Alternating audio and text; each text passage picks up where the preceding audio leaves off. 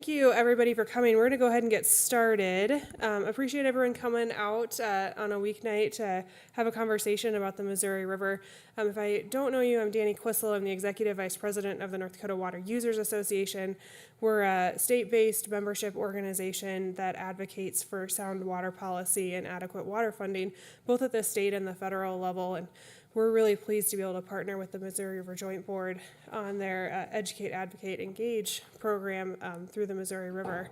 And we're going to introduce our panelists, have the panelists, each have short presentation, and then really the bulk of the conversation is going to be with you guys. We'd love to hear from you about questions you have, thoughts you have on the Missouri River, or any reaction you have to the presentations up here.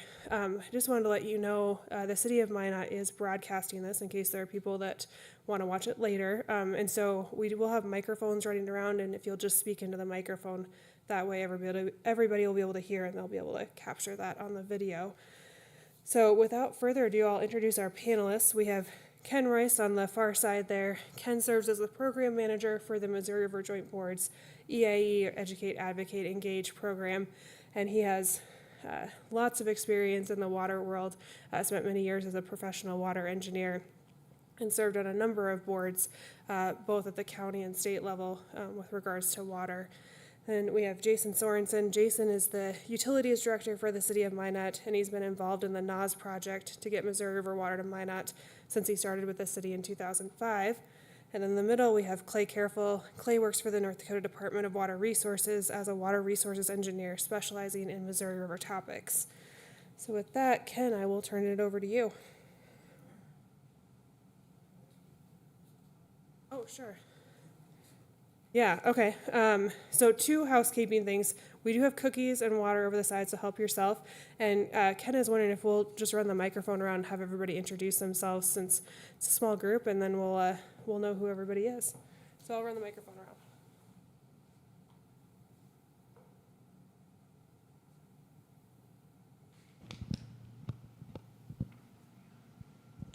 Jill Schramm, Minot Daily News.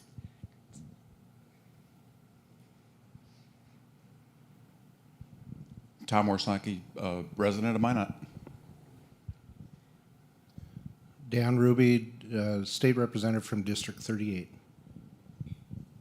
Shelley Wepler, Ward County Commissioner, and I serve on the International Service River Joint Board for the IJC. Tessa Sandstrom, just interested in recreation and lake usage.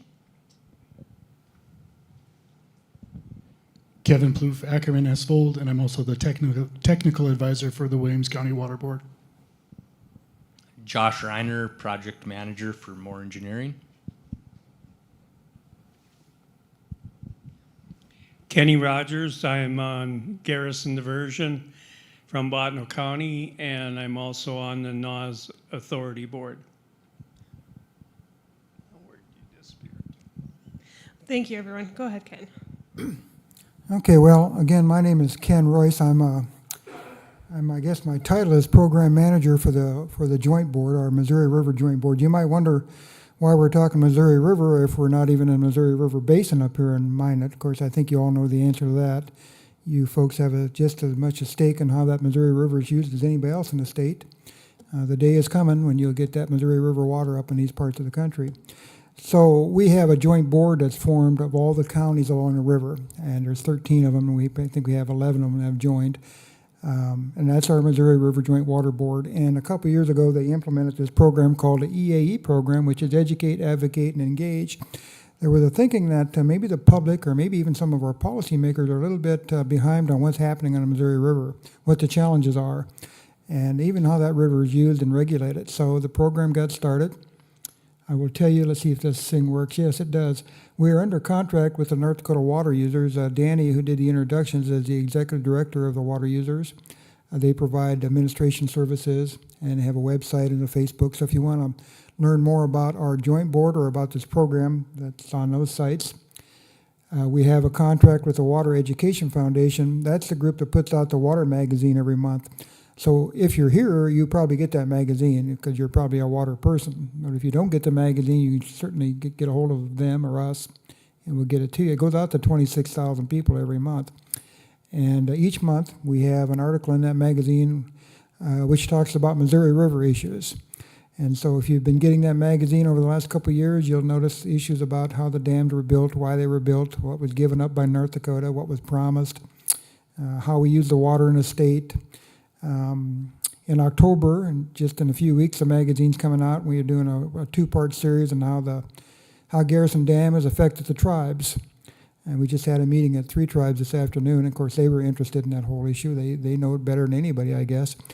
But so October talks about the impact of the dams on the 3 tribes in Standing Rock. And then in November, it's the second part of that series. And then in December, the article will be about how more irrigation can be developed off of Garrison Dam. What's holding up irrigation? Maybe we'll get a chance to talk a little bit about that while we're here. The funding of the program is 50% from the state of North Dakota, 25% from Garrison Diversion, and 25% local, and the Southwest Water Authority out of Dickinson, North Dakota. That's a group that's building the Southwest Water Pipeline. They contribute money also. We kind of call that part of our local share. So if you're familiar with our Missouri River system, you know that it starts in Montana and ends in Missouri, right? It's 2,300 miles, and there's a few facts and figures about it. It's quite a large river. It carries a lot of water. People are familiar with the Colorado River, but the Missouri River carries 3 times more water than the Colorado River. They have a lot more use out of their river than we do, but nonetheless, we carry more water through the system than they do. It covers 10 states and 2 Canadian provinces. Why do we have the dams there? Well, we have the dams there because of what happened in 1943. You know, I'm from Mandan, and 1943 is before my time. But my dad was there in 1943. But every year that he remembered, even when he was growing up, Mandan and Bismarck would flood. It was uncontrolled. You couldn't stop it, including 1943. But 1943 happened to be a year that Omaha, Nebraska flooded, and Council Bluffs flooded, and Kansas City, and Jefferson City, and St. Louis. Now, when those communities flooded, that caught the attention of the federal government, and that's what spawned the 1944 Flood Control Act. Had to flood down there before it caught their attention, apparently. There was a competition on how the dams should be designed and built, and one gentleman was General Pick. There's a picture on the board there. At the time, he was a colonel, but General Pick and Glenn Sloan. One guy was from the Corps, that would, of course, be the general, and Glenn Sloan was from the Bureau of Reclamation. They had competing plans. The Bureau has always had a purpose of populating the West, so the Bureau wanted a lot of small dams on the river to have conveniently placed reservoirs to promote irrigation. The Corps of Engineers wanted large dams for flood control, and which would better aid navigation downstream. And there were competing projects, competing visions. Congress forced them together to come up with a compromise, which the Corps won, apparently. They're a bigger agency. And it was called the Pick-Sloan Act. That's why it's called Pick-Sloan Act, General Pick and Glenn Sloan. So here we have the 6 main stem dams, what the Corps wanted. But we also have hundreds of smaller dams across the Midwest, which is what the Bureau wanted. Hart Butte Dam by Dickinson is a Pick-Sloan dam. And so it's a Pick-Sloan program. There's a few figures. When they passed the act in 1944, they identified, I guess that's 7 or 8 authorized purposes. Water supply. These are benefits that the dams were built to provide to the states. You know, water supply, irrigation, power generation, flood control, recreation, navigation, and of course to enhance fish and wildlife. And for the most part, those benefits have been provided. But you know, we question here in the Dakotas, both us in South Dakota and North Dakota, we question, was it worth what we gave up? Like I say, I'm from Mandan, so we appreciate flood control. Williston people appreciate flood control. But North Dakota gave a lot up for these dams to be built. And it's not as if we had a choice. They were going to be built regardless. So the Pick-Sloan Dam, 6 dams, 6 lakes. There's a stack of figures there, but maybe the one that I always look at is the total storage of all the dams toward the bottom or toward the middle. It says total storage of 72 million acre feet. The system transports about 25 million acre feet in any given year. So the dams are built to hold 3 years worth of water. You know, worst case scenario, they could hold 3 years worth of water. And there's some other figures on there too, but that's essentially the basis of how the dams are designed. Garrison Dam is the 3rd largest dam in the country. The only two bigger dams are the two dams down in the Colorado River. Those dams, Lake Mead and the other one escaped, Powell and Mead. Those are two larger dams, and they're Corps of Engineers dams. But Garrison Dam is the third largest dam in the country. It holds a little over 23 million acre feet. And the fourth largest dam is Oahe. So here we have the third and fourth largest dams in the country, right in our backyard almost. North Dakota, by the way, gave up a lot of land for that dam to be built. I will talk about that in just a second. One of my figures there says that it required 584,000 acres of land. That's just from North Dakota. Through the whole system, it required 1.6 million acres. So Oahe Dam is kind of a twin to the Garrison Dam. It holds a little less water, but not much less, 23 million acre feet, and it was constructed in 48 to 58. By the way, I should mention on the Garrison Dam, they closed that dam in 1953, and we all remember the floods of 2011. I don't have to tell you folks about that. We had a flood in Bismarck, too. It floods in Bismarck when the flow of the river is 60,000 CFS. We start getting lowland flooding, 60,000 CFS. Well, in 2011, it was 160, so it was quite an impact to us in 2011. But in 1952, the year before the dam was constructed, we had a flow of 500,000 CFS, 3 times the 2011 flood. That was 1 year before they were able to close the dam. We just missed it by 1 year. And of course, most of Mandan, including downtown Mandan, was underwater. And the area where Kirkwood Plaza is built, that's South Bismarck, that had 8 feet of water in it. Now, at that time, there were no homes down there, of course, and no Kirkwood Plaza, of course, but that area that had 8 feet of water in it.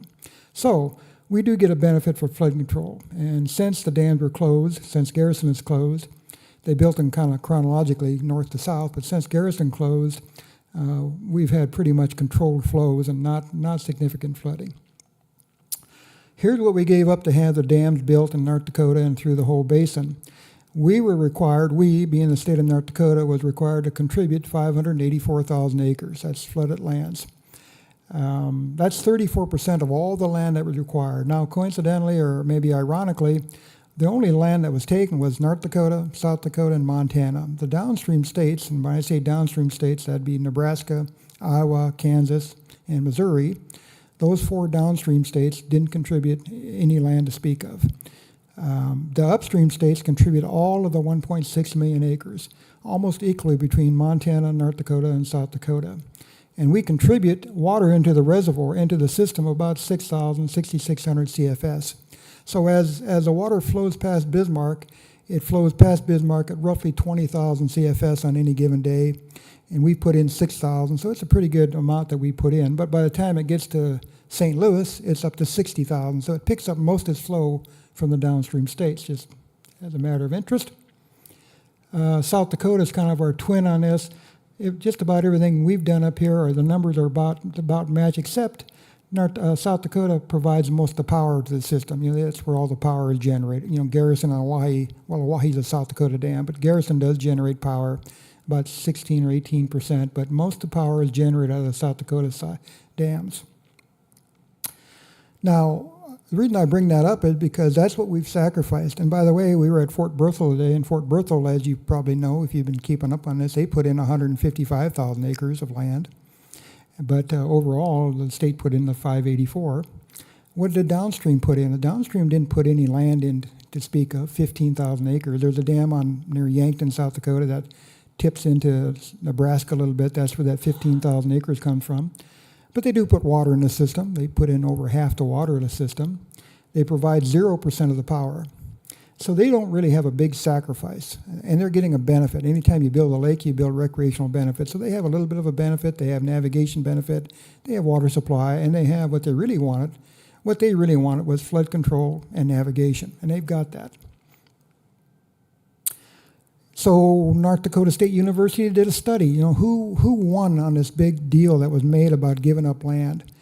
The biggest winner was Nebraska. Nebraska didn't give up any land, but Nebraska got a lot of irrigation, and they can irrigate Nebraska more conveniently than we can irrigate in North Dakota. They have a lower lift out of the river, and they have more smaller dams under tributaries, which impounds that water for irrigation. So Nebraska, by far and away, is the biggest winner of Pick Sloan. Nothing given up, and everything got gained. The winners, not the big winners, but the winners are Minnesota, Iowa, Kansas, and Missouri. Now, Minnesota is not even a basin state. But why are they a winner? Because they take the power off the system, right? Most of the power goes east to Minnesota and into the Chicago area. So they're considered a winner. The losers are Colorado and Wyoming. Now, Colorado and Wyoming didn't give up any land, but they didn't get much from the system either. They don't do much irrigation off the system. And the biggest losers, of course, you can guess, the Dakotas and Montana. We gave all the land up, and the benefits we get, we appreciate the benefits, but we don't get near the benefit on a per dollar ratio that the downstream states get. We get flood control, we get water supply. We would have had that water supply anyway. We get fish and wildlife enhancement, and we get recreation, which has been a big thing. Lake Sakakawea had become a big thing. I think Clay's going to talk about that a little bit more. So we do get some benefits, but we're considered a big loser. What we do is we get municipal water, and as far as I know, every city and every rural water district, now that includes NAWS, Southwest Pipeline, WAS, South Central, and Red River Valley, all the big systems along the Missouri River use the Missouri River.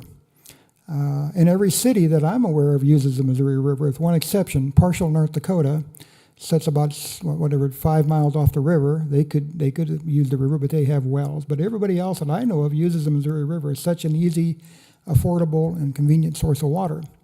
And we use it for irrigation. We use it for all the other authorized purposes. We don't use it for navigation because we don't have navigation in the state of North Dakota. That's strictly a downstream benefit. Navigation starts just at Sioux City, Iowa, and goes there to the Mississippi River. So here's how important the river is in North Dakota. This kind of is a graphical display of the volume of water the Missouri River carries. It's far greater than all the other rivers of the state combined. In fact, in the 1930s, it was the only river in the state that didn't go dry. If you go to legislative hearings, you'll hear the Red River people talk about how the Red River went dry in the 30s. Well, that's certainly true, but it's true of every river except the Missouri. So we think in North Dakota it's a drought-proof river. But I will tell you that's what the Colorado River people thought too. And they're out of water on the Colorado River, and not because it's dried up, it's because they take too much out of it. They've overextended their usage of it. Now, could that happen to the Missouri River? I guess that's what we're here to talk about. Right now, there's plenty of water. Most of the water in Missouri goes all the way to the Gulf of Mexico, and nobody permits it. It's just free-flowing, not permitted water. 2 years ago, we had a meeting in Mandan. We invited water leaders from across the state, and we had about over 100 people show up to talk about, we call it their stakeholders meeting. We talked about the strengths, what's the perception of the strengths of having a river, the weaknesses, the opportunities, and the threats. And so if anybody would like a copy of that report, it talks about what people on the street and what policymakers and legislators and regulatory thought about each of those 4 issues. What we learned was that there's a lot of interest in the Missouri River. It doesn't get a lot of play in the press, but there's a lot of interest in it. Most people recognize how important that river is, and they appreciate the resource. They know it's good quality. It's available. It's not hard to get a permit for water. I mean, you have to deal with the Corps of Engineers, of course, but as far as getting a permit for the water itself through the State Water Commission, that's not a difficult process. And it's affordable to treat. It's good quality water. We learned that there's a little bit of apathy from the public. The public does not understand the Missouri River. In fact, at the state fair this year, we asked people coming toward our booth, where do you think the Missouri River starts, and where do you think the Missouri River ends? And overwhelmingly, well, most people could figure out where it started from. Most people know it starts in Montana. Few people didn't, of course. But most people, a lot of people thought the Missouri River ended in Minnesota. Now, of course, that's not true. We know it all ends. We all know it ends in Missouri, St. Louis, Missouri. But that just shows you the misunderstanding of the river. So there's a need for more public education. We know there is a greater use potential for the river, especially with irrigation. When they passed the Pick Sloan, one of the promises they made to North Dakota was 1.2 million acres of irrigated land, and that came with low-cost power. Now, they've rewritten the Pick Sloan Act a few times. They call it reformulation. They've reformulated that act a number of times, and now we're down to 70,000 acres. We went from 1.2 million to 70,000 acres, and no low-cost power. There's no low-cost power provided. And so that's an issue that, needs to be resolved in some way, shape, or form at some point in time. We also learned that the public and the regulators acknowledge and know that there's a burdensome regulatory process, not with the state issuing permits, but in crossing that core line to get access is an issue. And the NEPA requirements and safe drinking and all those other federal requirements. I think Clay might talk a little bit about that too. So those are issues that somehow impede in one way or another, impede our use of the river. But those can be overcome with a little patience, I guess. There's a threat of downstream depletion of the river. I think you all know that the southwest part of our country is a little bit tough for them for water. Arizona's running out of water, California. Denver, the city of Denver in the 1990s, that's 30 years ago. In the 1990s, the city of Denver did a study how to bring water in from the Missouri River, 600,000 acre feet a year from the Missouri River. Those are 30-year-old figures. So what is 600,000 acre feet today? Maybe 3 or 4 times that because they need the water. But that was done in the 90s.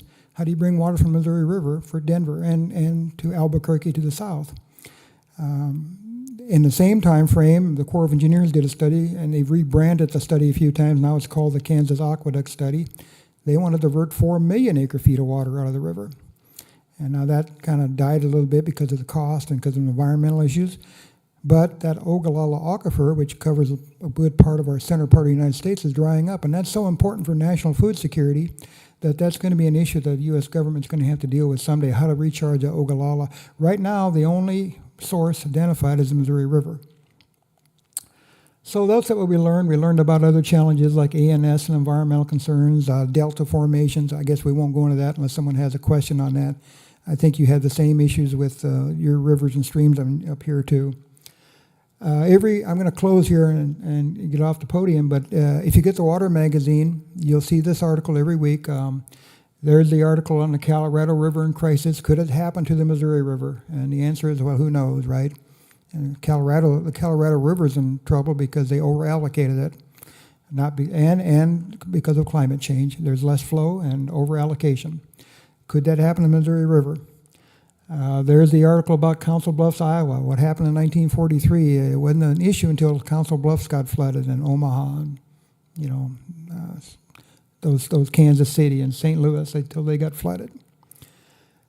This is the article that's going to come up in the magazine this month. It's the first of a 2-part article about how the river system has affected the creation of the dams have affected the 3 tribes and Standing Rock. How they lost at least 7 communities and divided that reservation into segments. And there's how that reservation got divided. On the left, that's what it looked like before the dams. They had one bridge, although they at least they had one bridge they could get to. That was by Forebears. But they had a number of other places which were conveniently situated for bridges. They had identified a number of places for other bridges. Of course, that went out the window when they built the dam, and you can see the water how it inundated those lands. Now they're divided in 6 segments. If you're in one segment and you got a cousin in another segment across the lake, you need to find a bridge to get to. You might have to drive 100 miles to get to them. Same with medical support and those type of things. I think that's about it. That was the Colorado River Basin I already talked about, and that's the Kansas Aqueduct. I've used my time, Danny, so I think I'll pass to Clay now.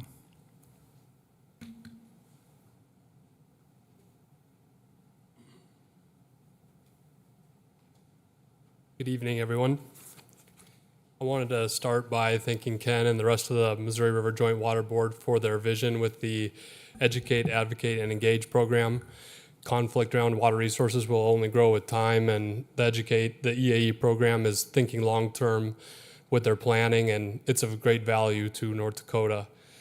And your attendance here tonight shows me that you're interested in the water resources and natural resources of our state, and you're in the right place because there are none that are as important as the Missouri River.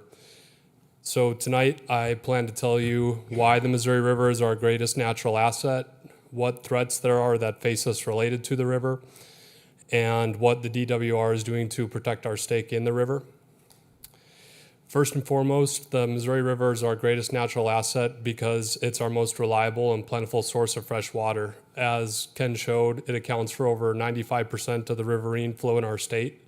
We use it for drinking, agriculture, irrigation, and livestock.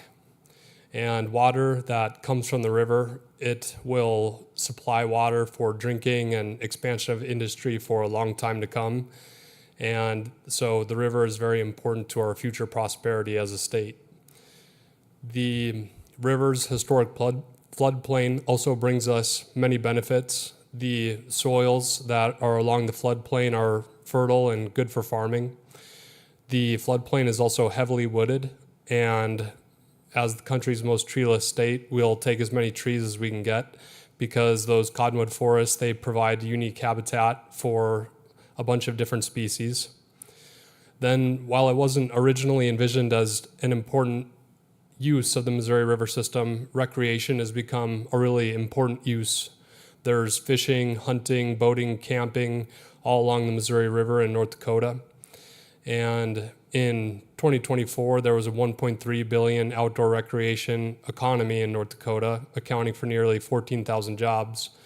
And the Missouri River and its natural qualities are an important component of that. The river is also of great historical significance. Lewis and Clark traveled up the river in the early 1800s, wintered in North Dakota in 1804, 1805, and that expedition is a story of adventure, perseverance, ingenuity, risk and reward, all a lot of great qualities that we all strive to have, and that expedition should be taught to everyone, young and old. But there are threats to the way that we use the river and will use it in the future, and I'll categorize those threats as outside groups and environmental threats. So who's all in the outside groups' threats? They are cities and states to the south and west of us. It's the federal government and other states within the river basin. As we have seen in the news, and as Ken mentioned, there have been significant water shortages in Colorado River Basin. Colorado River supplies water for big cities like Denver, Salt Lake City, Phoenix, Las Vegas. And as these water shortages continue, they'll look more and more for alternate water supplies, especially the Missouri River. As Ken mentioned, the Ogallala Aquifer is an important drinking water and egg production aquifer in south central U.S. And as you know, given the large population of the Colorado River Basin and the output around the Ogallala Aquifer, it may be difficult for Congress not to hear their arguments to send water to those locations. And this, you know, if there's enough of these out-of-state basin water transfers, it could make it difficult for us to use the Missouri River far into the future. And then the next outside group threat is the federal government. The federal government doesn't work for state of North Dakota, they work for the nation, and this means they try and work for the most amount of people possible. And this means that they try and optimize management of the Missouri River system for the large population centers rather than rural states. You know, Ken mentioned how these lower basin states have received a lot of the benefits, but really didn't give up much. And our upper basin states, more rural states, gave up a lot and really haven't received as much. And so any federal government report or project needs to be reviewed to make sure that they're taking into account North Dakota's interests as well. The federal government can also be prone to overreach. Just a couple years ago, they tried to charge people trying to take water out of Lake Sakakawea and Lake Oahe, but states have the right to put their natural flows to beneficial use, and states are also responsible for appropriation of the water in their state, not the federal government, and this was overreach by the federal government. There's also well-meaning laws that the federal government has, like Endangered Species Act and Wild and Scenic Rivers Act, but these acts can create a lot of red tape around rivers and make it difficult for a state to manage its water resources. Then there's states within our river basin, and at this time, the river isn't compacted. A water compact is when all the stakeholders in a river basin their allotment of the water is decided and it's signed into law. And water compacts can keep the water from going outside of a river basin, from going places like to the south and west of our country. But there is a risk that we would agree to receive less water than what we need for development far into the future. So it's something that the state should begin to plan. What would we do if these compact discussions came up? And we'd want to make sure we were leaning forward on that and not on our heels. And I don't think there's been a ton of compact discussions at this point. It's been kicked around at times, but there are compacts for other larger systems like Great Lakes and Colorado River. There's also environmental threats that face us related to the river in North Dakota. Before the dams, there were 2 high flow periods on the river. There was one in the spring from melting plain snowpack, and then one in the summer from melting mountain snowpack. The river also has the nickname Big Muddy because of its high sediment load. And if there was any erosion that would occur in the river, those high flows and all that sediment would come along and replenish some of that land that had been eroded. But now any land that's eroded is generally not replaced, and this is a loss to the state's value over time. And Ken also briefly mentioned delta formations.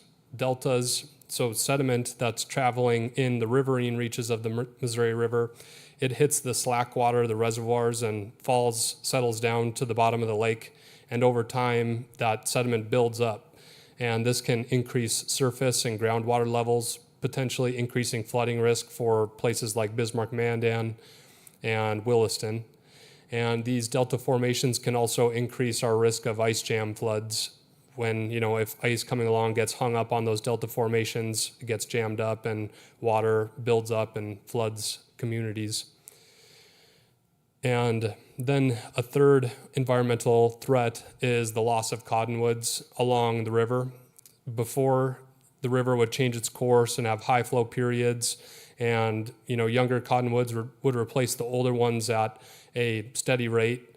But now, because there's no longer that shifting channel and high flows, the younger cottonwoods aren't replacing the older ones. And ecologists, they consider cottonwood trees to be a keystone species, having a disproportionately positive impact on the abundance of other animal species around it. So if we lose these cottonwood trees, it might mean that we lose more of our animal species around the river. This could impact recreation for us, hunting, fishing opportunities, and it could also reduce the aesthetic appearance of the river. I know I like to go down the river and see the cottonwoods on the sides, and I just couldn't imagine it without the cottonwoods. Another possible impact from these cottonwoods not being replaced is if they're not replaced by other trees with a comparable root structure, it could lead to more riverbank erosion in North Dakota. And we already have some of that and don't want more.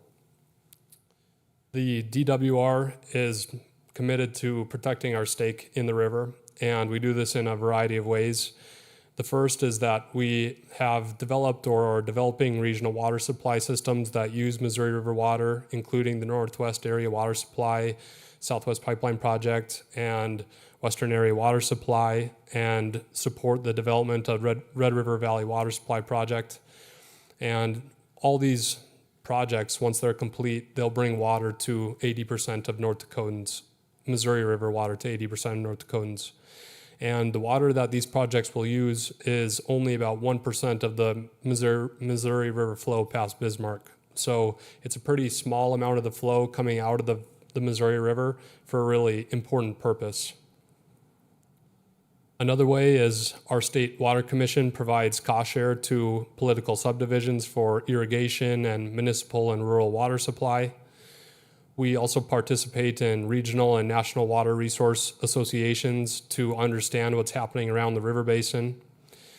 We review federal government documents and reports related to the Missouri River, especially those that come from the Corps of Engineers. Every year we review the annual operating plan they put out for the Missouri River system and provide comments. We've also been working closely with Garrison Diversion to push back on the Corps' preferred plan for the Snake Creek embankment, which is an important part of the Garrison Diversion unit and has implications for water supply and irrigation in North Dakota.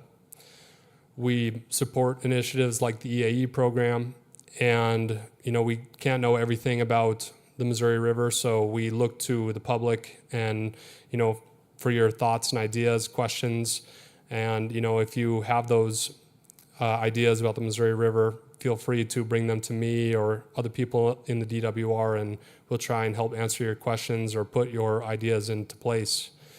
And I think there's a number of ways you can get involved with the Missouri River. I think you can join your local water resource board, which can join the, and you can have a direct impact on the management of water resources in North Dakota.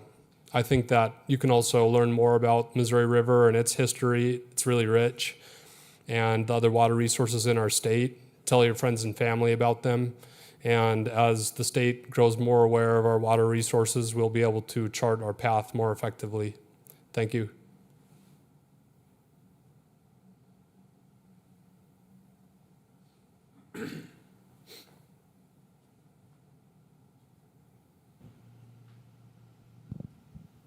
Good evening. So I believe Jason Zimmerman was the original third panel member, so you got a different Jason instead.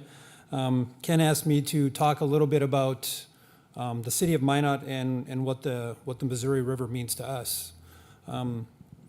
So I didn't necessarily have a speech, so I kind of have some notes from an old presentation that I've given over the years about NAS, kind of where we've been, where we're heading, and kind of what the steps are involved to get there. So I was just going to talk through some of that.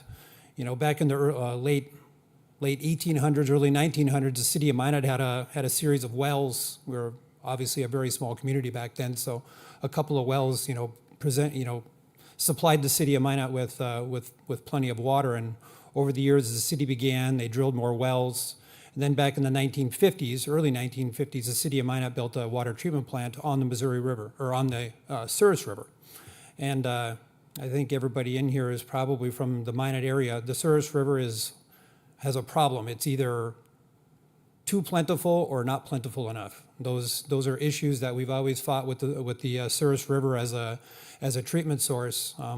When it's plentiful, it's usually difficult to treat. During spring runoff and different things like that. So back in the probably about the late 1990s, the city of Minot discontinued use of the Souris River altogether. Missouri River water was supposed to make it to Minot, back in the 1970s through the Garrison Diversion Project. There was supposed to be a canal, I think it was called the Velva Canal, that would have supplied water up to northwest North Dakota, of which we would have been served through that part of the system. So then when Garrison Diversion was dissolved or ended, the Bureau of Reclamation built us 5 temporary wells out in the Sundry well field southeast of Minot, and those wells are still used today. So 50 years of temporary use is pretty good. So really once the Garrison Diversion Project was known that it wouldn't be able to provide water to Minot, there were people in the community that continued to work on getting Missouri River water up here. So those discussions really began almost immediately. So in 1987, the NAS needs assessment. So NAS is a Northwest Area Water Supply Project, and that's bringing Missouri Lake Sakakawea water into Minot, where it's treated, and then we distribute it to north central North Dakota. So we completed the needs assessment in 1987, included about a 10-county area in northwest, north central North Dakota. In 1991, the North Dakota legislature created the NAS Advisory Committee and gave full support of the project. So that led to the state of North Dakota committing a 65% cost share to all project costs. And then at that time, the city of Minot approved a 1-cent sales tax to fund the remaining 35%. So I have a timeline here of the trials and tribulations of the NAS project, and it's a little lengthy, but I'll go through it. So, like I said, in '87, the planning studies were initiated. The authorizing legislation was passed in 1991. In order to begin the project, they started some environmental studies. So there was a FONSI, or a finding of no significant impact, was signed in 2001. And then construction on the project began in April on the pipeline. So the pipeline started in the parking lot of the Minot Water Treatment Plant and headed a couple miles south of Minot. And then promptly thereafter, the province of Manitoba filed suit in DC District Court. In 2005, the court ruled in favor of Manitoba and placed the project in injunction. So we spent quite a few years then after that doing additional environmental reviews. That was the basis of the lawsuit, was a non-native biota transfer, and because we're bringing water from the Missouri River drainage basin to the Hudson Bay drainage basin, and there was a concern of species that are present in the Missouri but are not present in the Hudson. So in 2006, Reclamation initiated a full EIS. The original environmental assessments were not full EISs, so they started that in 2006. And during this time, we continued to build some segments of the transmission line down to Lake Sakakawea, and then some of the distribution piping up and around Minot. So in 2008, the city of Minot began serving interim water to the city of Berthold on an interim basis, because a lot of these communities tied onto NAS, or were expecting to be able to get water through NAS, not knowing that it was going to take 20 years to get it. So they had the city of Berthold back in the early 2000s had pretty bad water, pretty orange, very high in dissolved solids, hard. So the city of Kenmare had water quality issues. The city of Bottineau has water quality issues. A lot of these communities have, they may have decent water, but it's not plentiful. So water isn't just, the Missouri River water isn't important just to the city of Minot, but this whole region has really needed a good, clean source of water for drinking and for our communities. In 2008, the final EIS and the record of decision were signed. So then in 2009, the court ruled in favor of Manitoba, and then they folded Missouri into the complaint as well. Missouri sued on the basis of water depletion for their barge traffic. So then they remanded it back to the Bureau of Reclamation for further study. So then in 2010, we started the SEIS, the Supplemental Environmental Impact Statement. So then the injunction at that time was modified to include no additional work. So we were kind of in a standstill there for a period of time. So we published the draft SEIS in 2014. We published the final record of decision in 2015, which then lead to additional briefs and court arguments. We were overturned in circuit court, and then after more arguments, DC District Court ruled in the favor of the project, and they dissolved the injunction in 2017.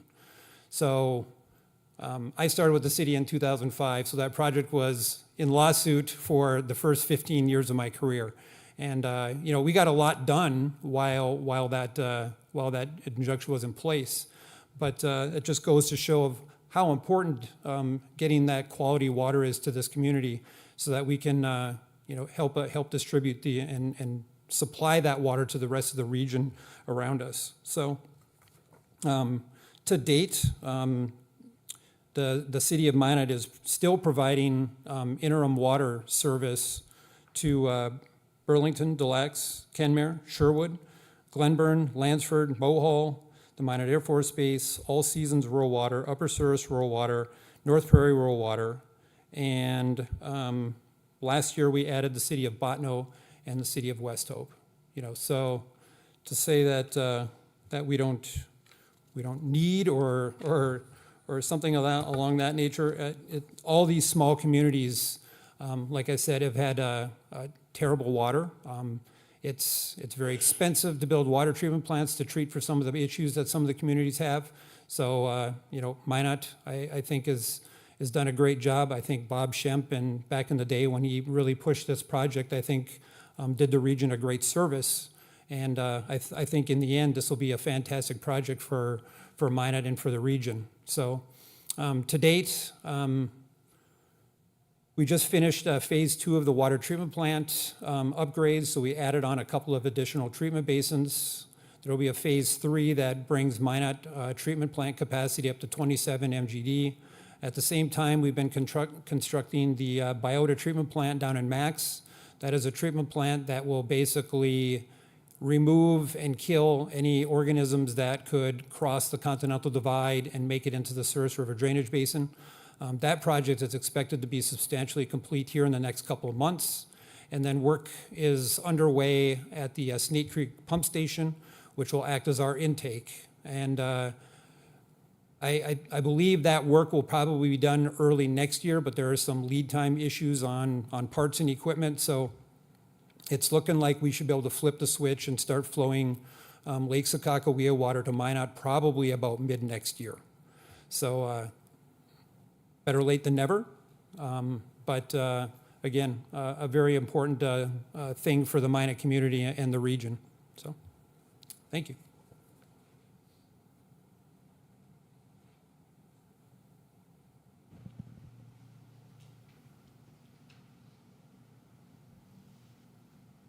Well, thank you to our panel, and we're going to go now to some Q&A and discussion. So Julie has a microphone back there. Just let her know if you guys have any questions that you'd like to ask or any topics you'd like to bring forward to discuss. And while you're thinking of that, I just had a question, I think, for each of you.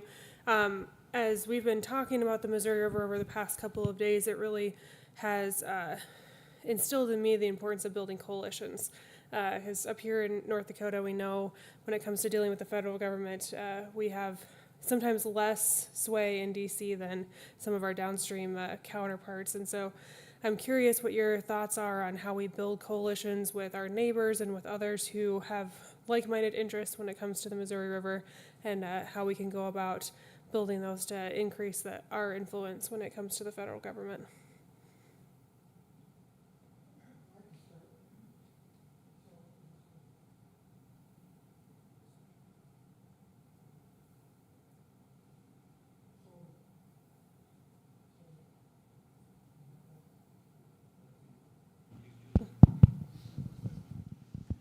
So Danny, your question is, how do we go about building coalitions? You know, we have coalitions in-state and out-of-state. We have a really good in-state, I think I would call it partnerships. Garrison Diversion has been a strong leader in promoting, you know, issues on the Missouri River. I see Kenny Rogers is here. He is one of the directors on the Garrison Diversion Project. All our water organizations, the Irrigation Association, they all seem to have stepped up and placed an importance on the river. So in state we have our water groups. Maybe the question is, how do we involve people who are not involved in water? You know, the average person who's not involved in water. And that's a good question. I guess these public meetings are the best way to start it, Danny. If we're talking about in-state coalitions. We have some out-of-state coalitions. North Dakota is one of 4 states that forms what's called the Upper Missouri Water Association. In fact, we have a meeting next week in Butte, Montana. And the Dakotas and North Dakota and South Dakota and Montana and Wyoming, we have formed together to form that organization. To our common interest is generating more benefits out of the system for our upper 4 basin states. Now, the downstream states have their own coalition, so they're not sitting idle either. Since we started the EAE program, the state of South Dakota has shown an interest in doing something similar. I think Danny's got a meeting with some South Dakota water leaders coming up maybe next week. They want to talk more about Missouri River. Montana's been a little quiet because, you know, their issue is more the Yellowstone River, and the Missouri River is kind of in the northern part. They don't do a lot of irrigation, not like we would do. And Wyoming's been silent on it. You know, in Wyoming, all they talk about is the Colorado River. So we are trying with our coalitions. I don't have much to add, Danny. I think that was a pretty good answer by Ken. I'll second that. Any questions from the crowd? Thank you. 2 questions regarding NAWS. One, I'd heard a rumor that since the pipes have been empty for so long, that there'll actually have to be pipes that'll have to be replaced prior to water flowing. I don't know if there's a truth to that or not. And then two, if water does start flowing next year, will that end the 1 cent sales tax?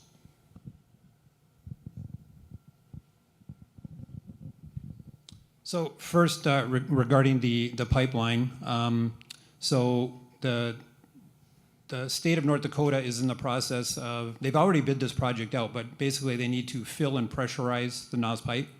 It has been filled and pressurized before, and I think they found like one leak in 55 miles, a chunk of pipe that needed to be fixed. So I think we're fairly confident. That's a concrete line pipe. So I think we're pretty confident that it should be in decent shape once we start getting ready to pump water. Regarding the 1 cent sales tax, so we have some money in the bank to pay for some of the projects that are currently being built. The sales tax will have to be in place for probably about another 4 years to basically put an end to those payments that go into NOS. And then, what happens to the 1 cent after that? Now you're dipping into political territory, which I stay out of. There have been talks of reallocating that to different things, part of, maybe flood control or different things of that nature, but nothing's been decided at this point.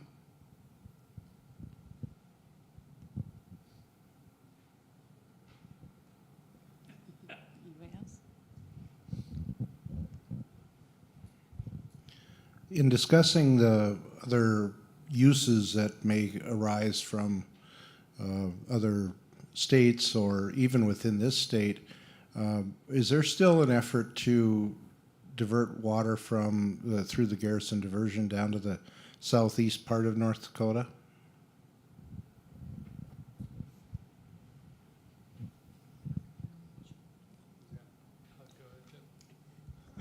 I'll take a shot. I had the opportunity to serve on the Garrison Board for a few years, and Kenny, you can correct me if things have changed since I've left.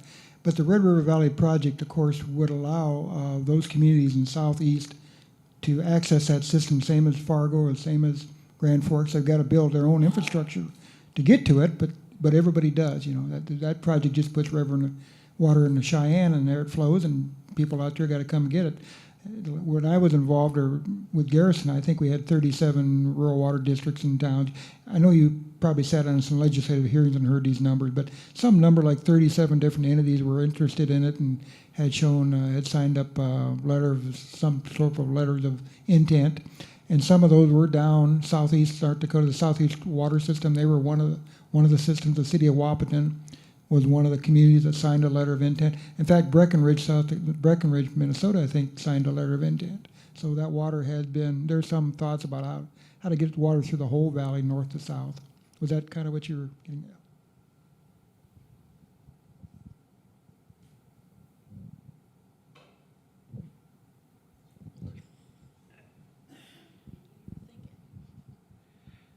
at? Couple comments.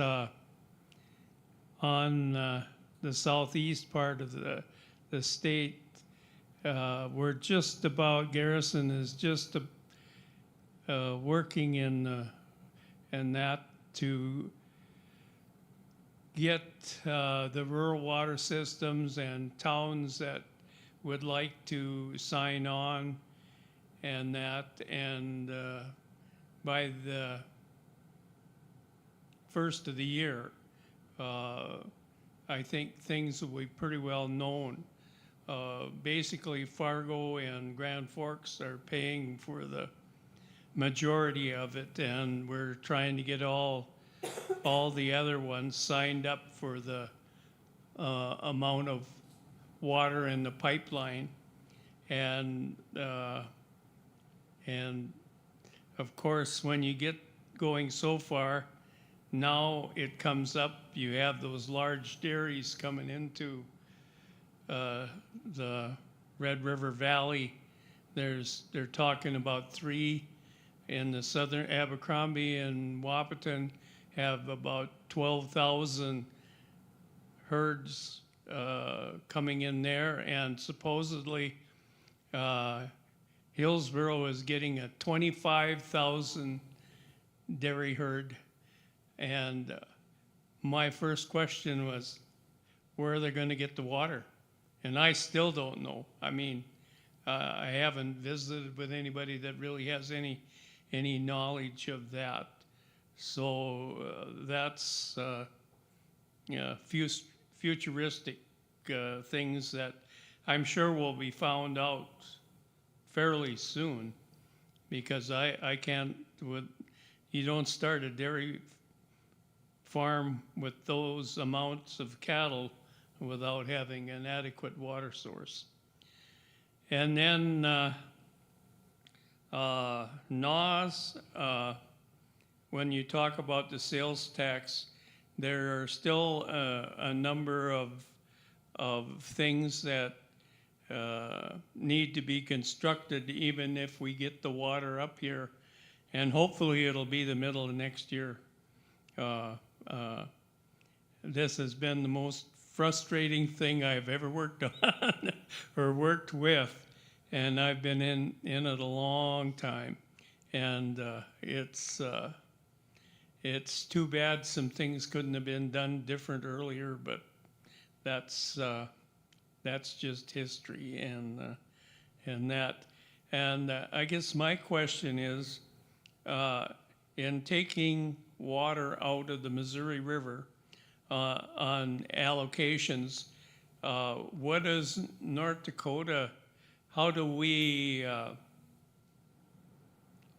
really figure out what allocations? Is that going to be on the amount of water that's going to be taken out for the Red River Valley and water supply and for NAWS? Does anybody know the answer for that? Because, you know, we talk about allocating the river water, and it will come sometime in the future, but I have no idea.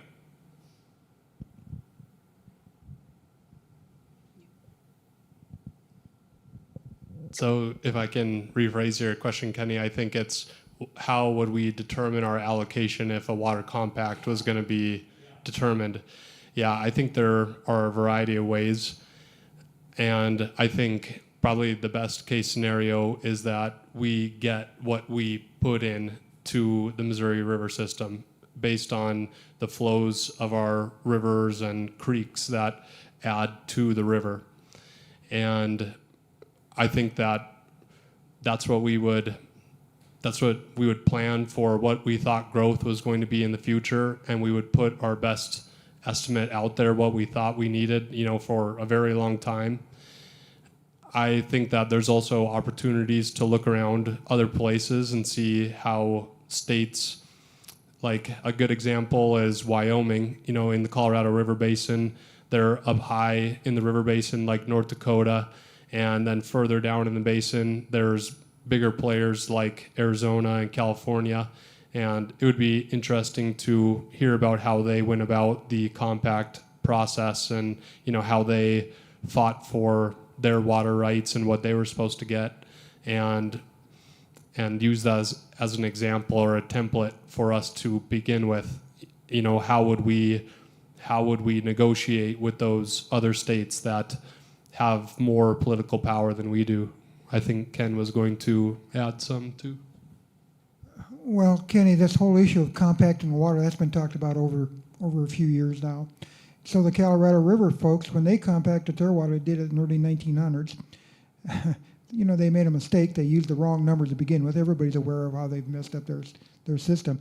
They didn't do it on how much water you put into the system, because if they had done that, Wyoming would have ended up with a big number, right? And Colorado would have had a big number, because that's where the water comes from, out of those mountains in Colorado and Wyoming. But the big allocations went to California, who puts almost zero water in the system. They are in the Colorado system basin, but they don't put much water into the system. But they get most of the water. So the Colorado River Compact was based on need. Well, if we use that formula here in Missouri River, we're going to have a little problem, because we can't show the need. Iowa and Missouri and Kansas and Nebraska with their irrigation, they'll show a lot greater need. So I think we have to be a little careful of how we proceed as a state if we want to go down the road of compacting. It's one thing to get our water out that we put in, and if that's the formula, which I doubt the downstream states would agree to, it's another thing to get our water out based on need, because then we'd come up short. And by the way, I should tell you right now, the state of North Dakota holds permits of over, last I looked, maybe 3 million, I think it was 3 million acre feet. So we got plenty of permits held by the state of North Dakota. Garrison holds a permit for 120,000, as you know. And so we've got plenty of permits of capacity. We just don't have the ability to use it, so that's a problem too.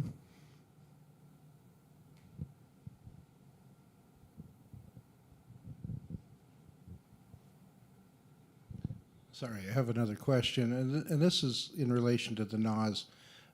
Several years ago with the Western Area Water, they got some assistance from the state, and their plan was to make it cash flow through water sales, commercial water sales. And those didn't materialize the way they wanted, so they were back a few different times to the state for low interest loans and such. So under the NAS project, how is that funded as far as going out to the communities? How does it cash flow? Who gets paid? Does it come to the city of Minot? Obviously, the city of Minot should be getting paid for the water that it's selling or providing, but how does that all cash flow? And is it all designed to pencil out?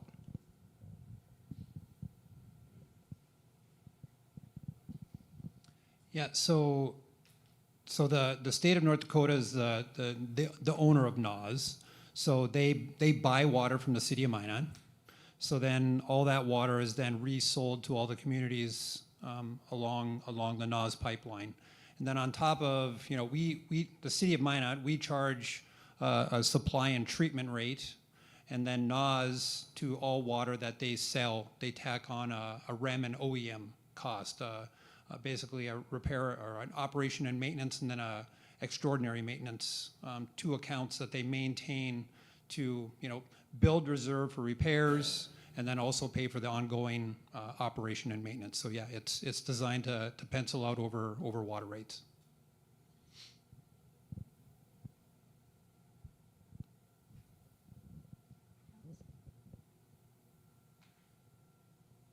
Any other questions? If not, I would just ask if the panel had any closing comments they wanted to make, and then we'll wrap up for the night. Have anything, or? Okay, well, thank you all for coming. Appreciate you coming out, and we'll hopefully talk to you soon.